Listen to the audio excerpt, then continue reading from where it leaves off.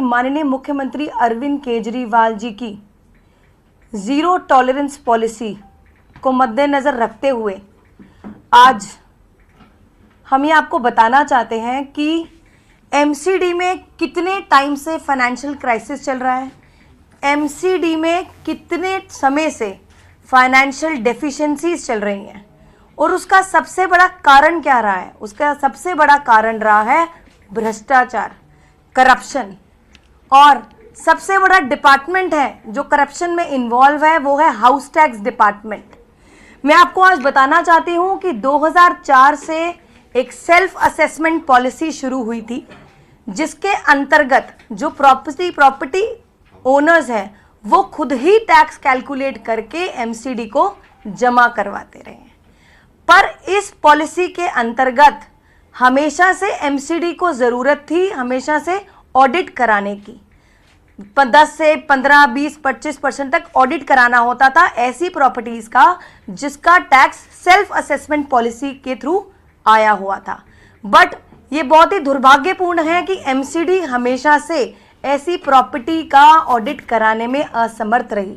10% भी ऐसी प्रॉपर्टीज़ का जो है ऑडिट नहीं हुआ और हमेशा से कोई ना कोई रीज़न दिया गया कि मैन पावर नहीं है, एम्प्लॉयज़ की कमी नहीं है, तो इसी वजह से ये ऑडिट पॉलिसी नहीं लागू हो पाई ठीक ढंग से। अभी कुछ ही दिन पहले हमारे ये पता लगा हम लोगों को कि दिल्ली में ऐसी 2 प्रॉपर्टीज़ हैं जो दिल्ली में 2 बहुत बड़ी रसूख जो हमारे उन प्रॉपर्टीज़ के ओनर्स हैं, रसूख व्यक्ति हैं, ऐसे प्रॉपर्टीज़ पे 12 करोड़ लगभग 12 करोड़ का जो हाउस टैक्स है वो बकाया है।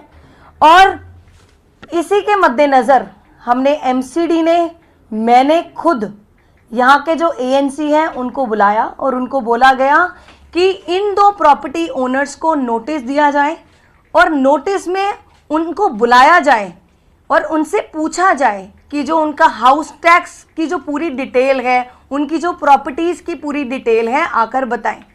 तो एएनसी ने हमारे कहने पे नोटिस तो भेज दिया, पर वो दोनों प्रॉपर्टी ओनर्स यहाँ पर एमसीडी में आकर उन्होंने कुछ भी आकर अपनी डिटेल नहीं बताई और कोई भी एक्शन एएनसी कुणाल कश्यप जी उन्होंने आगे कोई भी एक्शन नहीं लिया। तो जब पिछले हफ्ते से लेके कल तक एएनसी को बार बार बुलाने पर मुझे ये पूछना था उनसे कि कोई एक्शन नहीं लिया गया, तो जो कुणाल कश्यप जी हैं उन्होंने आकर बताना ज़रूरी भी नहीं समझा कि आकर वो हमें जवाब दें कि अगर एज अ मेयर आपको कोई काम दिया गया है, सौंपा गया है, वो काम हो रहा है या नहीं हो रहा है या क्यों नहीं हुआ, उसकी जो जवाबदेही है वो उसी अधिकारी की है। उन्होंने एक बार भी मुझे आकर उसका जवाब नहीं दिया, कोई भी एक्शन नहीं लिया। और कुछ दिनों में मैंने उनको ये भी बोला था कि 2-4 दिनों में उसकी एटीआर भी दी जाए। तो कुणाल कश्यप जी हैं जो उन्होंने एक भी जवाब मुझे इस पूरे मैटर पर नहीं दिया। तो ये एक बिल्कुल एक इनसबऑर्डिनेशन का केस मैं इसको मानूंगी। साथ ही आज ही कमिश्नर साहब को आज चिट्ठी लिखी गई है और कमिश्नर साहब को ये निर्देश दे दिए गए हैं कि ऐसे अधिकारी जो भ्रष्टाचार में खुद इन्वॉल्व हैं, ऐसे अधिकारी को एमसीडी से हटाया जाए और उनकी जगह एक ईमानदार अधिकारी को हाउस टैक्स डिपार्टमेंट में लगाया जाए। और जब से इन अधिकारी ने यहाँ एमसीडी में ज्वाइन किया है और टिल डेट जितना भी हाउस टैक्स का काम हुआ है उस पर इंक्वायरी बिठाई जाए, उसकी पूरी डिटेल बनाकर रिपोर्ट सौंपी जाए और साथ ही विजिलेंस भी बिठाई जाए। तो मैं बस यही कहना चाहती हूँ आपको, ऐसे अधिकारी अगर एमसीडी में होंगे तो कैसे नगर निगम का सुधार होगा।